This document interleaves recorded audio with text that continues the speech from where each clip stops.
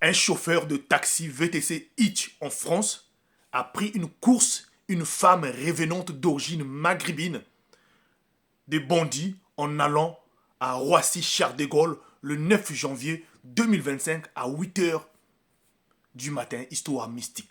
Avant toute chose, j'attire votre attention. Priez sans cesse et surtout ne pas oublier que nous sommes dans un monde là où il y a plusieurs mondes.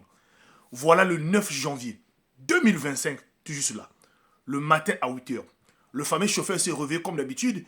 Il prend ses enfants pour aller déposer ses enfants à l'école.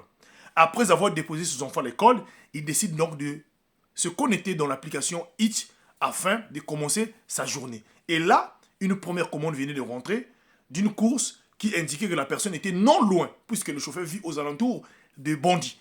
Donc, la course était non loin. La course indiquait qu'il devait aller prendre la personne sur la N3 des bandits et pour emmener la personne là à Roissy-Charles de Gaulle sur le terminal 3. Alors, voilà comment le chauffeur accepte la course et commence donc de partir pour aller prendre sa cliente. Sauf qu'après avoir parcouru au moins quelques minutes, voilà comment l'appel rentre dans son téléphone. Le chauffeur accepte et derrière cet appel-là, il y avait une femme. La femme demande directement au chauffeur qu'il était où, car c'est lui qui venait de commander la course. Le chauffeur lui dira que non, dans 3 ou 4 minutes, il va arriver dans l'endroit exact. La femme dit, ok, il n'y a pas de souci, mais moi, je suis debout. Vous voyez, sur l'avenue N3, comme je vous ai indiqué, mais je suis debout devant la concession des Nissan des bandits. Et je suis habillé tout en noir. Je suis une très belle femme. Donc là, je suis juste debout sur la voie, donc sur l'avenue. Le chauffeur dit, il n'y a pas de problème. Voilà que ce dernier-là continue. Comme ce matin-là, il y avait tellement des embouteillages, le chauffeur finit par arriver sur place. Quand il arrive sur place, la cliente, donc, elle rentre en arrière sans dire un mot. Le chauffeur démarre la voiture pour partir et directement, elle commence à parler. Comment vous avez pris 20 minutes comme ça? Vous m'avez perdu beaucoup de temps. Sachez qu'aujourd'hui, là, je vais faire une réclamation sur l'application. Vous allez voir ce qui va vous arriver. Alors le chauffeur qui dira à la dame, attends, je viens de démarrer la voiture, vous venez de rentrer. De toute façon, la première des choses, c'était d'abord de saluer la personne. Vous ne me saluez pas, vous commencez directement à m'attaquer. De toute façon, quand vous faites une course, vous commandez une course sur l'application, sur votre téléphone, c'est indiqué, même les heures, les minutes. Donc, ce n'est pas moi qui est à l'origine de ça. Il y a aussi des embouteillages le matin. La dame, elle était tellement emportée là, voilà. Donc, au moment que la voiture est en train de rouler, la dame ne faisait que parler. Elle était vraiment fâchée. Et arrivée quelque part, la dame dit au chauffeur, non, non, rentre à gauche, rentre à gauche, rentre à gauche. Le chauffeur rentre à gauche pour une avenue qui partait maintenant vers Aulnay. Et voilà comment le chauffeur dit, mais reprend maintenant la dame. Donc, comme la dame parlait, le chauffeur reprend la dame. De toute façon, madame, la voiture que je conduis là, c'est pas la voiture de Hit ou de quelqu'un, c'est pas la voiture, c'est ma voiture personnelle. Donc, si vous ne voulez pas, moi, je vais vous faire descendre là, vous descendez parce que c'est ma voiture. De toute façon, faites ce que vous voulez. Voilà, le chauffeur continue son, son parcours et à un moment donné, il constate que non, la dame ne parle plus. Il y avait maintenant le calme dans la voiture.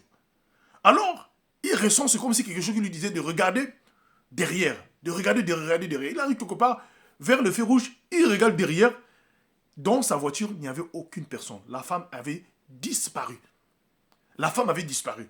Le chauffeur se posait la question. La voiture était en vive allure. Impossible qu'une femme puisse sauter dans la voiture. Impossible. Alors, là, le chauffeur voit cela, il se dit, bon, je cherche un endroit pour garer. Le chauffeur continue et cherche un endroit, il gare. Il descend, il essaie un peu de voir dans la voiture, il n'y avait aucune personne. Comme la dame n'était plus là, donc le chauffeur décide donc de clôturer sa course. Logiquement, quand la course n'est pas finie, sur l'application, il faut clôturer. Il y a un message. Le chauffeur VTC rentre dans sa course pour clôturer. Et là, il n'y avait rien qui était clôturé. Donc, il clôture sa course.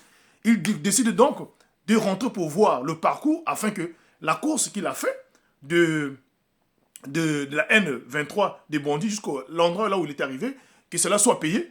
Mais quand il est rentré dans l'application, je vous le dis, le chauffeur se retrouve que à l'intérieur de l'application, il n'y avait aucune commande.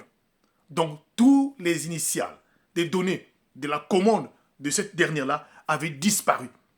Tout avait disparu. Donc, c'est comme s'il n'avait rien pris comme commande. Et là, le chauffeur vient vraiment de son esprit vient de revenir. Là, il s'est dit donc, il avait pris une femme révénante qui a disparu dans son taxi. Et il décide directement de rentrer. Et voilà pourquoi il m'a appelé pour il m'a envoyé cette histoire-là afin de partager ça avec vous, de vous dire, surtout les chauffeurs, partout en France et dans le monde, de faire attention. Et cette dernière-là était en train de partir à Roissy-Charles de Gaulle.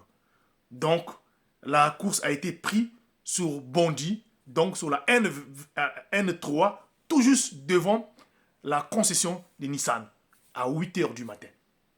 Nous sommes dans un monde là où il y a plusieurs mondes. Partage-moi cette histoire-là et commente au maximum. Que Dieu te bénisse. Merci beaucoup.